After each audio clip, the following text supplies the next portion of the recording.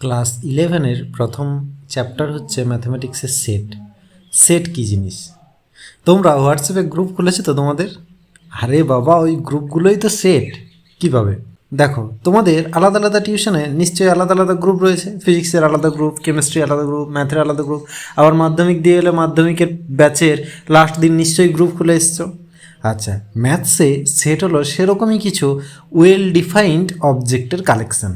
এই well defined অবজেক্টটা কেন বলছি তাতে আসছি। আবার দেখো, গ্রুপগুলোতে যেমন একজনকে দুবার অ্যাড করা যায় না, কি লেখা আসে না হোয়াটসঅ্যাপে অলরেডি অ্যাডেড আসে। তাহলে সবাই কিন্তু আলাদা আলাদা, মানে ডিফারেন্ট, অবজেক্টগুলো সব ডিফারেন্ট, ঠিক।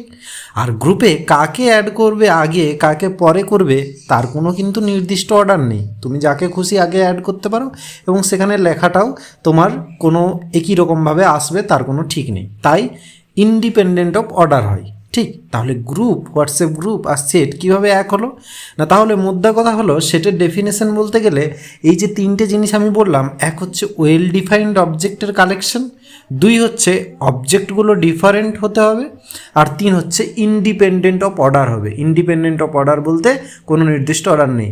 আচ্ছা, একটু ওয়েল ডিফাইন্ড কালেকশনটা নিয়ে কথা বলি। ওয়েল ডিফাইন্ড মানে কি?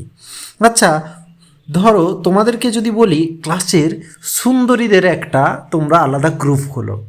আচ্ছা, তখন অ্যাকর্ডিং টু রমন দেখবে সুন্দরীর গ্রুপ হয়ে গেল একটা আলাদা, অ্যাকর্ডিং টু আকাশ সুন্দরীর গ্রুপগুলো হয়ে গেল একটা আলাদা। তাহলে এইটা কিন্তু ওয়েল ডিফাইন্ড হলো না। ওয়েল ডিফাইন্ড মানে ধরো আমি বললাম যে ক্লাস 11-এর যতগুলো স্টুডেন্ট আছে তাদের গ্রুপ, এটা কিন্তু ওয়েল ডিফাইন্ড। আমি বলে দিচ্ছি ক্লাস 11, কিন্তু সুন্দরী মানে অ্যাকর্ডিং টু আলাদা আলাদা পার্সনের ক্ষেত্রে সুন্দরটা আলাদা আলাদা। তাই ওয়েল ডিফাইন্ড জিনিসটা হচ্ছে এটা। আশা করি বোঝা গেল সেটটা কী জিনিস। তাহলে একটা ওয়েল ডিফাইন্ড কালেকশন যার অবজেক্টগুলো সব ডিফারেন্ট হবে এবং ইন্ডিপেন্ডেন্ট অফ অর্ডার হবে। এরকমই সুন্দর ছোট্ট ছোট্ট টপিক নিয়ে আমি আসছি পরের ভিডিওতে। দেখা হচ্ছে পরের ভিডিওতে। Thanks for watching.